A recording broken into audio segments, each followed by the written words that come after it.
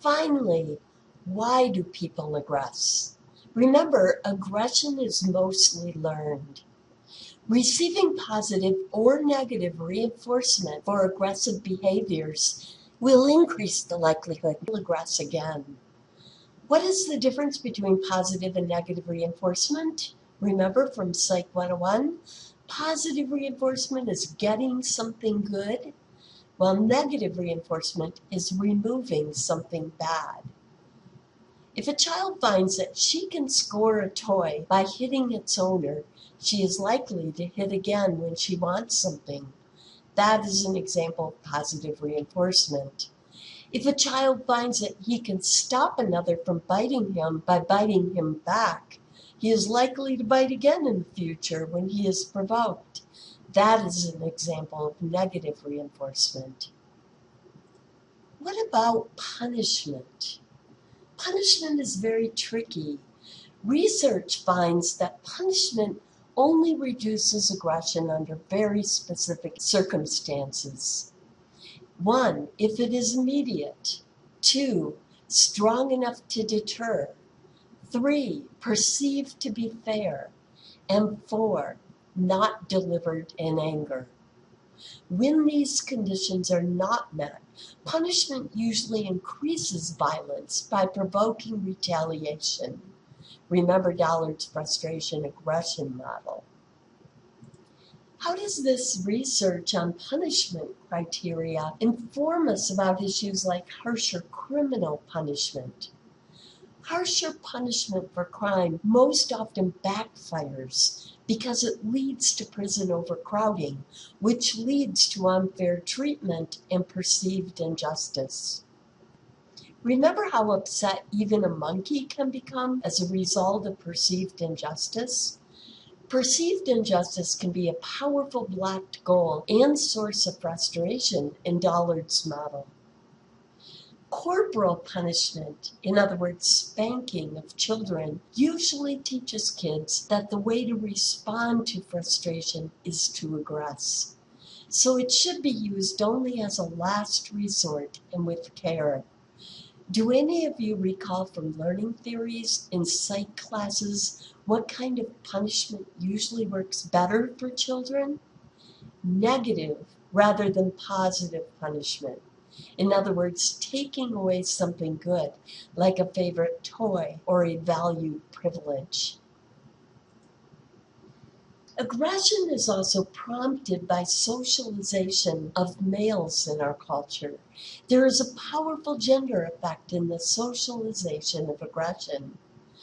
Boys who use their fists are more likely to be rewarded. Girls are more likely to be punished. Another motivator of aggression is modeling. Bandura is famous for what kind of learning? Observational learning, also known as social learning theory. You might remember this from, again, Psychology 101. Bandura, remember, was the first to test the hypothesis that aggressive media can promote aggressive behavior with a real experiment. Now, many correlational studies had up until this study shown a link, but not the direction of the causal arrow, which can only be shown by an experiment. Bandura had kids watch a video about a then brand new toy called the Bobo doll. Some watched a video of a model playing with it non-aggressively, some aggressively. Then all the kids got to play with the Bobo doll. Which group of kids do you think were far more likely to beat the tar out of the Bobo doll? Those who watched the aggressive video. And I don't really think that the aggressive model in that video came across as all that aggressive. So here's a picture. But look at this little girl go at it. Many studies have since found that aggressive media, including film, TV, and news, increases aggressive behavior in adults.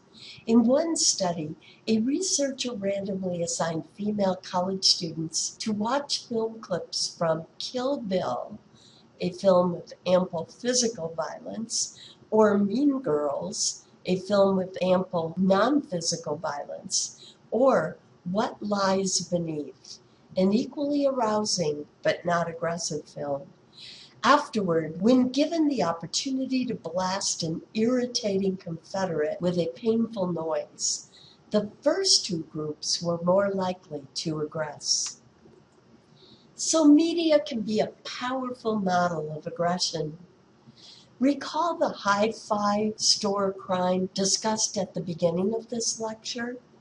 The murderers tortured their victims by making them drink Drano, causing tortures, burns, and flesh disintegration around and inside their mouths, severe internal injuries, and in most of the victims, death. It came out during the trial that the murderers watched the movie Magnum Force the day before. In fact, they watched it 3 times.